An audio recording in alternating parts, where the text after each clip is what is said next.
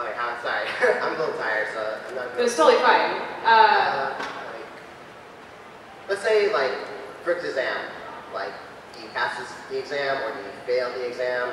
Oh, so like the first time that we tried to voice act, Yeah. did we get the gig or did we not get the gig, Yeah. kind of thing? Did you, like... Right. Well, no. I mean, the first time that I auditioned for voice acting was at Funimation, and I had, I mean, I did well for it being my first time because I got a callback, which they don't really do callbacks usually, but I think because I was new, they were like, oh, she sounds good, but I don't know if she knows what she's doing. And I clearly didn't know what I was doing because I didn't make it after the callback. But they kept bringing me in to do very small roles for a couple of years. I know there's a lot of voice actors that like I know like Monica and Colleen, Laura Bailey, and people like that, like they just kind of like went in and kicked ass and immediately got like the beefiest roles you could get. I was not that way. I definitely had to work my way up. Tiny Tina, like I mentioned, was my first actual voice acting role, which is a hell of a role to get.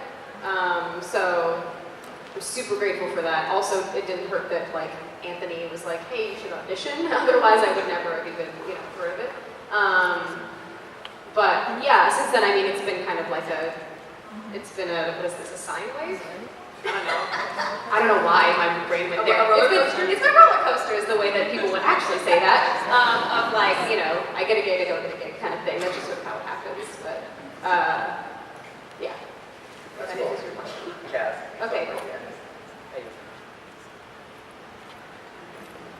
Yeah, question for Ashley and Brina regarding your characters in Borderlands. If they were to attend an anime convention, who would you be interested in seeing them cosplay as?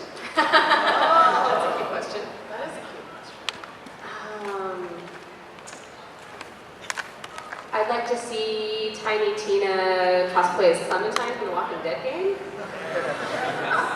Because that's like completely opposite little girl character. Yeah, I was gonna go opposite too. I think it'd be really funny to see Mad Moxie in like a onesie.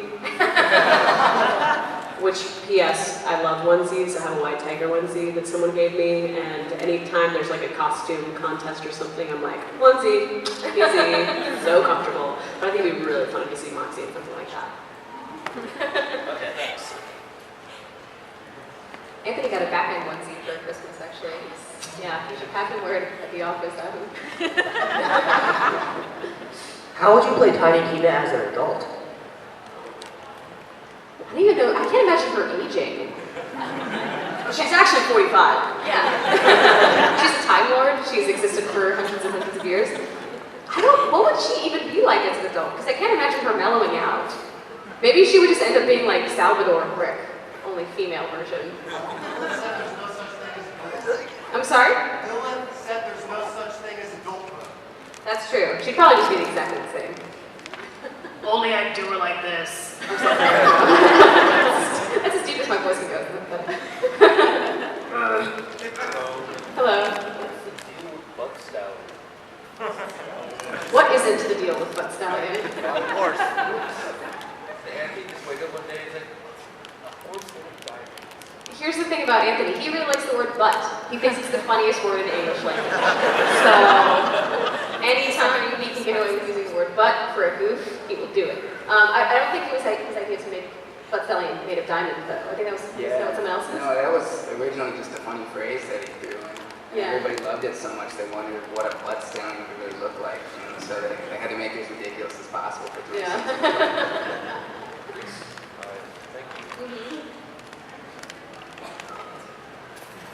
So I have a question for everyone. First, I'm going to start with you, Adam. I'm an aspiring concept artist for games, and I'm really having a difficult time as to whether I want to choose to become a character designer or landscape and level design. Was there ever a point where you had to kind of choose whether you wanted to become one or the other, and if so, what was your push to go with character design? Yeah, absolutely. For me personally, it was never really a decision. That's just what I've done all my life. Is I love figure drawing. I love anatomy. I love characters. So I've just made characters all my life. So I never really thought too much about it.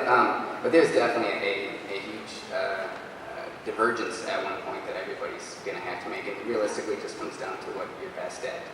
Some people are much better at creating structured or better draftsmen, basically, and characters are just more of I guess a more organic type of art in my opinion anyway. So I'm terrible at math and stuff like that, so it just ends up characters for me for sure. All right, thank you. And for the ladies, both of your characters are so well done, and I absolutely love every single part of them. So, me loving your work, I'm wondering if there's anything upcoming that we can expect to see you voice acting that we should look forward to. Voice acting wise, I'm really bad at keeping track of what has been announced and what hasn't been announced. But what I've actually been working on is more on camera stuff. And I'm doing a show for the CW that premieres February 17th called Starcrossed, and if you're a 15-year-old girl, I'm pretty sure you'd love it. And I play an alien. That's all. Same thing, I can't really super remember which ones I'm allowed to talk about. I know I'm allowed to talk about it, but I'm going to be in Adventure Time, a couple episodes of Adventure Time coming up this year. I don't know when, I have no idea. I just did them, but they're happening at some point. I think I can talk. I'm going to be in an indie game called Scale. Can't talk about that. I think that's it. I think that's all I can talk about. All right, well, thank you.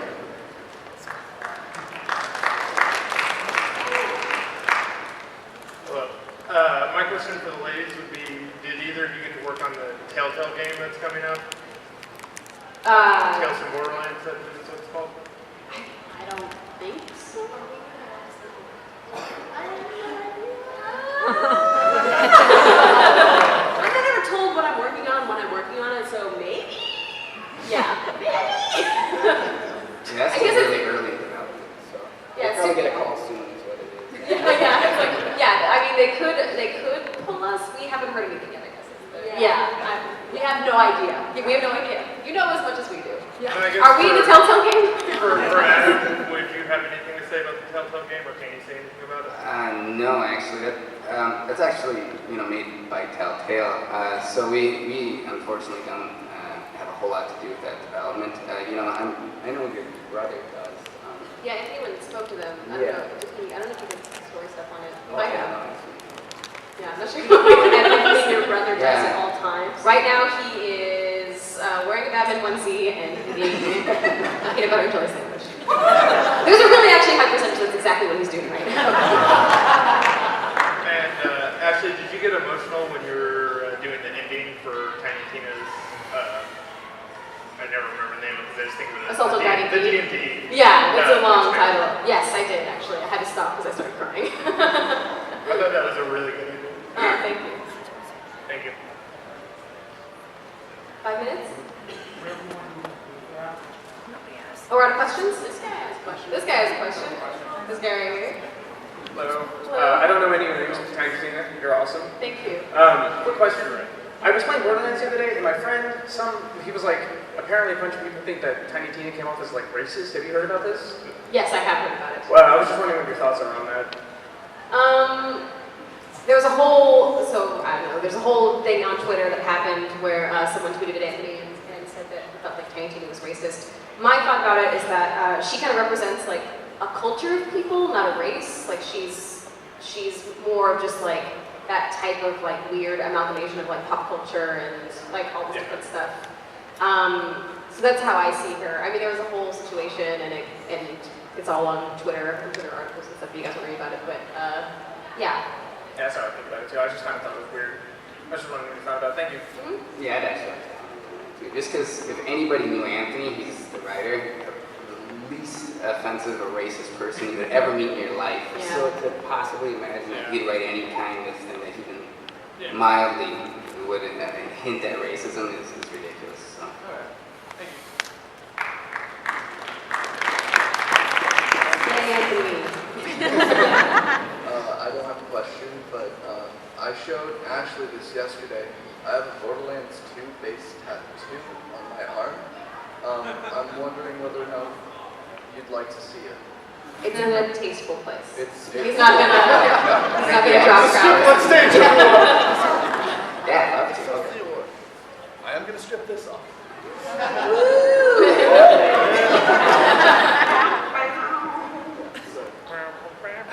That's awesome. Yeah. That's why I asked the question about the credits, because this is a banner from one of the credits. That's awesome, man.